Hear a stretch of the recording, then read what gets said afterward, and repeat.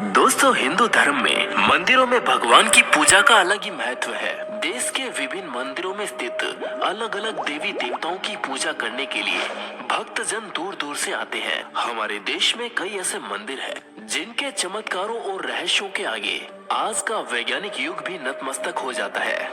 ऐसे ही मंदिरों में से एक है उत्तर प्रदेश के बरसाना में स्थित राधा रानी का मंदिर, जो अपने चमत्कारों और भक्तों की आस्था के चलते काफी प्रचलित है।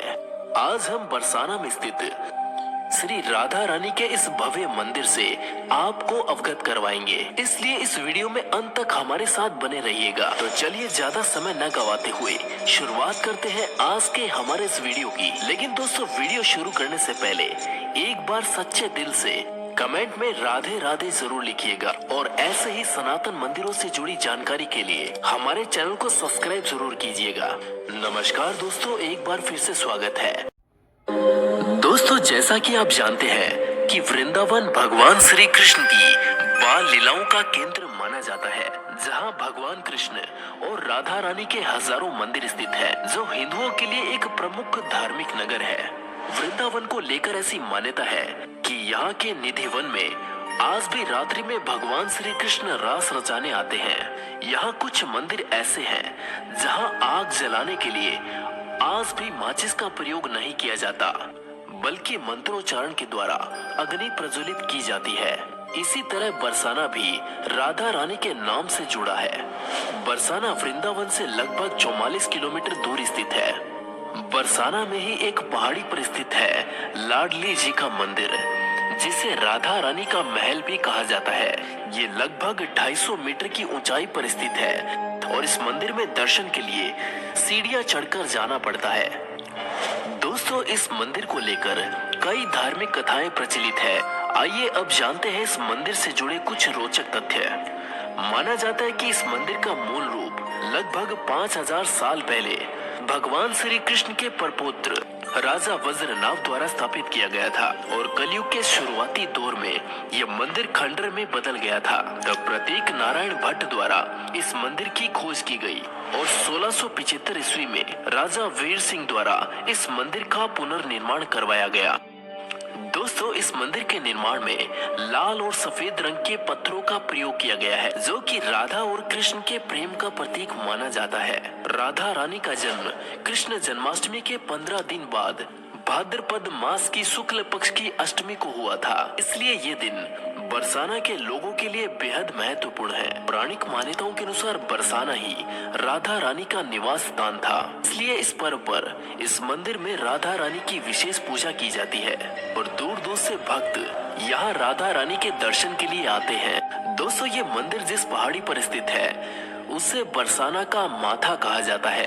आपको बता दें कि इस क्षेत्र का नाम बरसाना क्यों पड़ा। मान्यता है कि श्री वृषभानु महाराज, जो कि राधा रानी के पिता थे, और नंद बाबा, जो कि श्री कृष्ण के पिता थे, दोनों के आपस में काफी अच्छे संबंध थे।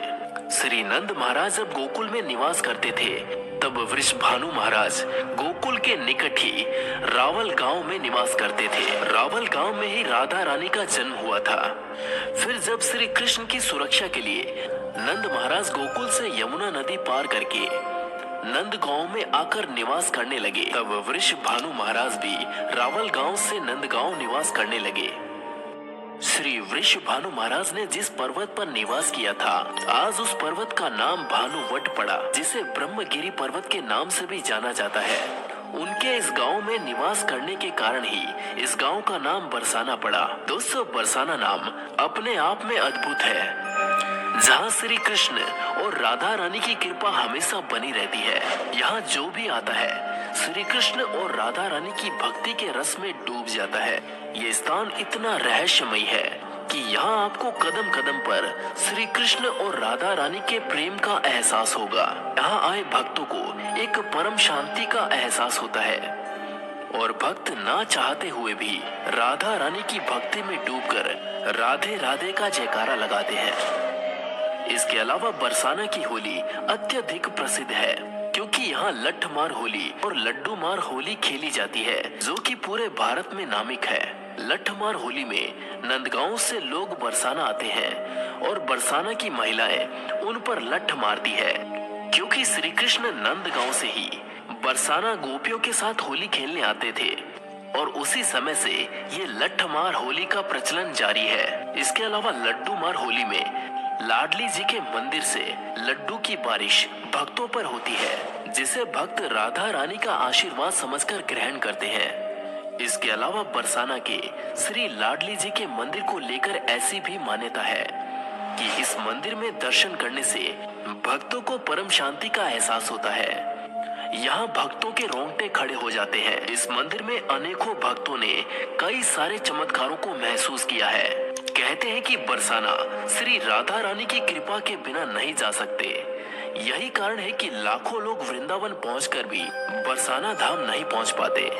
स्थानीय लोगों के अनुसार श्री जी की कृपा के बिना यहाँ उनके दर्शन करना संभव नहीं है। दोस्तों, ये स्थान इतना पवित्र है, यहाँ एक बार जाने वाला इंसान राधा कृष्ण की भक्ति में लीन हो जाता है। यहाँ की गली गली में दीवारों पर राधा रानी का नाम दिखाई देगा।